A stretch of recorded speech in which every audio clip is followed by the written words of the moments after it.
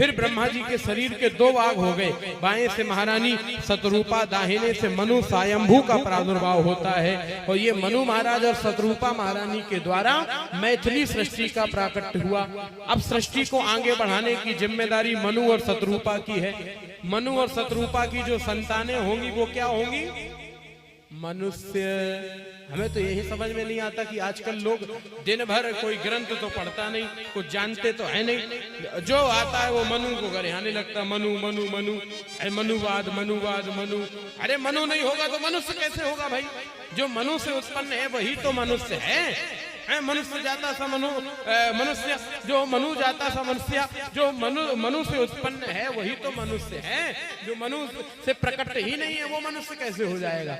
मनु और शतरूपा महारानी के द्वारा ही मैथिली सृष्टि का प्रादुर्भाव होता है। प्रकृति और पुरुष के संयोग की सृष्टि ये मनु और शतरूपा ने आगे बढ़ाई। अब सृष्टि तो है ही नहीं, सृष्टि को कौन ले गया? बोले सृष्टि को ले गया हिरण्याक्ष। ये कश्यप ऋषि और दिति माता का दो पुत्र हैं, एक का नाम हिरण्याक्ष, एक का नाम हिरण्यकश्यपु। तो हिरण्याक्ष पृथ्वी को ले गया, रसातल में छिपा दिया। तो आज भगवान ने पृथ्वी के उद्धार के लिए वाराह अवतार धारण किया। बोलो वाराह भगवान की। सूकरा अवतार धारण किया, भगवान सूकर बने हैं। आज हिरण्याक्ष का उद्धार किया, पृथ्वी को अपने दाढ़ों पर लेकर के आए और पृथ्वी की पुनर्स्थापना भगवान के द्वारा की गई है। अब मनु महाराज और शतरूपा महारानी की संतानों का वर्णन आता है। स्वयंभुव मनु अर शतरूपा, स्वयंभुव मनु अर शतरूपा,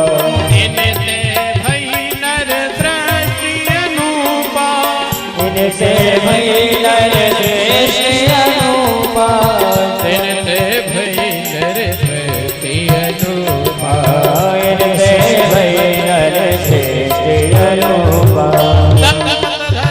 आचरणनी का दंपति धर्म आचरणनी का, दंपति धर्म आचरणनी का, दंपति धर्म आचरणनी का। अजहु काम श्रुति जिनके नीका, अजहु श्रुति जिनके नीका, अजहु काम श्रुति जिनके नीका, अजहु काम श्रुति जिनके नीका। ये मनु महाराज और शतरूपा महारानी की संतानों का वर्णन। मनु महाराज और शतरूपा महारानी की 5 संतानें हैं। कौन कौन? देवहूति, आकुति, प्रसूति, प्रियव्रत और उत्तानपाद। और देवहूति महारानी के जो पति हैं वो हैं करदम ऋषि। और देवहूति और करदम के यहाँ पर 9 कन्याओं ने जन्म लिया। ये जो 9 कन्याएं हैं यही 9 भक्तियां हैं। कौन कौन? श्रवणम कीर्तनम विष्णु, स्मरणम पाद सेवनम, अर्चनम बंधनम दास्यम, सख्यम आत्म निवेदनम। यही तो 9 भक्तियां हैं ना।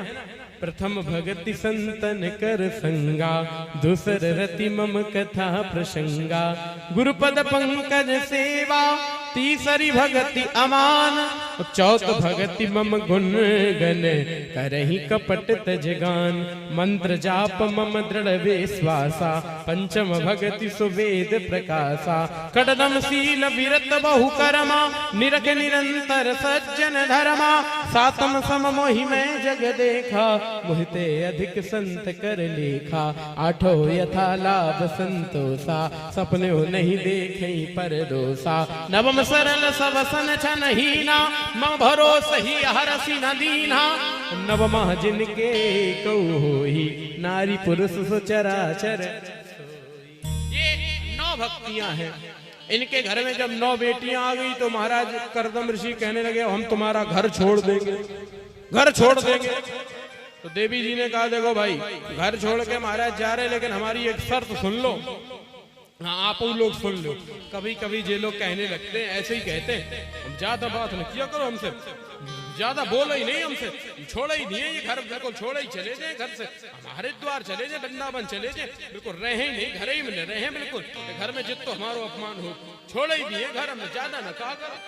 कभी कभी ये लोग कहते रहते, तो जाते जब आते कहीं नहीं, केवल ऐसे कहते रहते, मालूम जाते आते कहीं नहीं।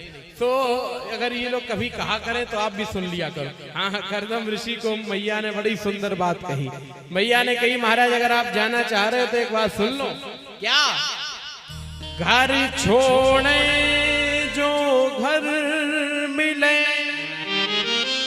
आपको मेरा घर छोड़ने से अगर भगवान का घर मिले, घर छोड़े जो घर मिले तो घर तजिए कंत, और घर छोड़े घर घर फिरो तो घर ही बने सन। हमारा घर छोड़ के फिर घर घर फिरो तो फिर घर ही बनिए संत। आज 9 बेटियों का विवाह कर दिया। जिनके घर में 9 भक्तियां जन्म लेती हैं, उनके घर में भगवान भी कपिल के रूप में अवतार लेते हैं। बोलो कपिलावतार भगवान की। कपिल के रूप में भगवान अवतार लेकर के आते हैं और देवहूति मैया और कपिल भगवान के बीच में दिव्य ज्ञान उपदेश की चर्चा है। इसी को कहा गया कपिला अष्टाध्यायी। 8 अध्यायों में दिव्य ज्ञान की चर्चा है। अब प्रश्न करने वाला कौन है? बोलो माँ। उत्तर देने वाला कौन? बेटा।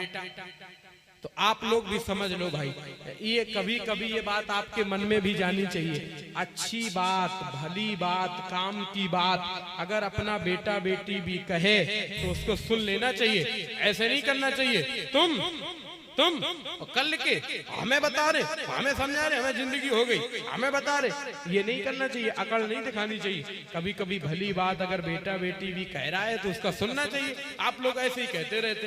देखो भाई, आप उसको समझना पड़ेगा। हम मानते हैं कि आप में बहुत श्रेष्ठता है, लेकिन आपसे भी ज्यादा बुद्धि आपके घर में नाती को है।